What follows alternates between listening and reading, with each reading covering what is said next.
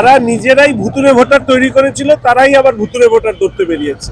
কারণ মানুষ তো এই প্রশ্ন করছে যে 21-24 দুটো ইলেকশন পার হয়ে গেল, তো এই ভুতুরে ভোটাররাই তৃণমূলের কাছে ফ্র্যাঙ্কেস্টাইন হয়ে উঠছে কিনা সেটা নিয়ে হয়তো ওদের দলের মধ্যে চিন্তা ভাবনা শুরু হয়েছে। তবে এটা খুবই আশ্চর্যজনক যে ভুতুরে ভোটার তৈরি করার পরে আবার ভুতুরে ভোটার ধরবার জন্য পুরস্কার বা আইরিন দল না সার্কাস পার্টি বোঝা মুশকিল। অন্যান্য জায়গায় তৃণমূলের কর্মীরা কি করবে দেখুন, সেটা তো মনে হয় সংবাদ মাধ্যমের আরো বেশি করে সামনে নিয়ে আসা দরকার। রাজ্যের মুখ্যমন্ত্রী যখন গণতন্ত্রের কথা বলেন আর কাঁঠালের আমসত্ত্ব এই দুটো একই হয়ে যায়। এই রাজ্যে সারা দেশের মধ্যে গণতন্ত্রকে হত্যা করবার প্রশ্নে রাজ্যের অভ্যন্তরে যদি বিধানসভা বলি, বিধানসভার ভেতরে বাইরে একই ধরনের সিস্টেম নিয়ে চলছে তৃণমূল কংগ্রেস। এবং সেইখানে দাঁড়িয়ে আমরা নিশ্চিত যে গণতন্ত্রকামী মানুষ তারা তৃণমূল কংগ্রেসের নির্বাচনের মধ্যে দিয়ে নির্বাচনের মধ্যে দিয়ে আমরা আশা রাখি যে গণতন্ত্র ভারতীয় জনতা পার্টির হাত ধরে এই রাজ্যে প্রতিষ্ঠিত হবে। যাদবপুরের এই ঘটনা নিয়ে কি বলবেন? তৃণমূল কংগ্রেসের স্লোগান হচ্ছে খেলা হবে।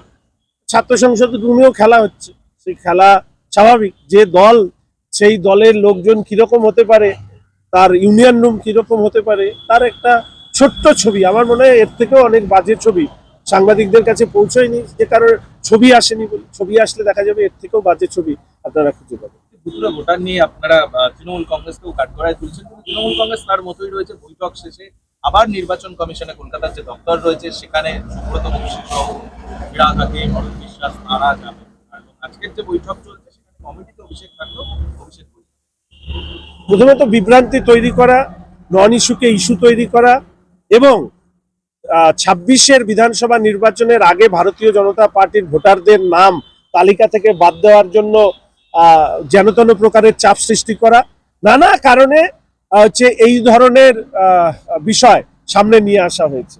আমি এটুকু আশাবাদী যে নির্বাচন কমিশন আছে এবং নির্বাচন কমিশন নির্বাচনের যে স্যানিটি বজায় রাখা, স্বচ্ছতা বজায় রাখার ক্ষেত্রে যা যা পদক্ষেপ নেওয়ার সেই পদক্ষেপ তারা নেবে। আবার বলছি যে তৃণমূল কংগ্রেস এজেন্সি দ্বারা ভুতুরে ভোটার বিভিন্ন জায়গায় ঢুকিয়েছিল, তাদেরকে দিয়েই 21-24-এর নির্বাচনী বৈতরণী পার হয়েছে। এখন তারা ফ্র্যাঙ্কেস্টাইন হয়ে উঠছে কিনা সেটা তৃণমূল কংগ্রেসের অভ্যন্তরীণ রিপোর্ট থেকে তারা বলতে পারবে। আর অভিষেক বাবুর বৈঠকে থাকা বা না থাকা সেটা অভিষেক বাবুর মুখপত্র আছে, উকিল টুকিল আছে, তারা স্টেটমেন্ট দেয়, তারা দেবেন, আমাদের দেওয়ার বিষয়। 1 নম্বর ব্লকে একটা বিষয় সামনে এসেছে যে প্রধান শিক্ষক স্কুলে সরকারি জমি বিক্রি করে দিয়ে বেসরকারি স্কুল তৈরি করার চেষ্টা করছে, যার কারণে প্রধান শিক্ষকের বিরুদ্ধে পুলিশের দ্বারস্থ হয়েছেন বিডিও। প্রধান শিক্ষকের যুক্তি, আমি চাই শিক্ষার আলো পৌঁছে দিতে, এখানে নন্দীগ্রামবাসী রাজনীতি করতে। দেখুন, একদম সুযোগ্য প্রধান শিক্ষক। এই রাজত্বকালে, তৃণমূলের রাজত্বকালে হেন জিনিস নেই যেটা বিক্রি করা হয়নি।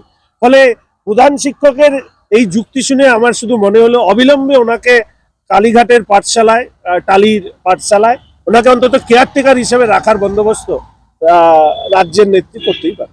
বৈষ্ণবনগরে গতকাল একটা স্কুলে দেখা গেল 3টে স্কুলের পরীক্ষা কেন্দ্র করেছে, উচ্চ মাধ্যমিক পরীক্ষার পরীক্ষার্থীরা তারা ছিলেন, তারা স্কুলের টিচারদের মারধর করছেন, কেন তল্লাশি করা হবে? ঠিকই তো, তৃণমূলের নেতারা তো এটাই শিখিয়েছে। তৃণমূলের নেতারা যা শিখিয়েছে সমাজ তাই শিখছে।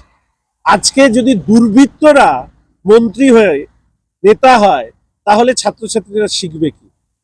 আজকে বৈষ্ণবনগরের ছাত্রছাত্রীরা যেটা করছেন সেটা পার্টি ইন পাওয়ার তাদের নেতাদের ব্যবহারে উদ্বুদ্ধ।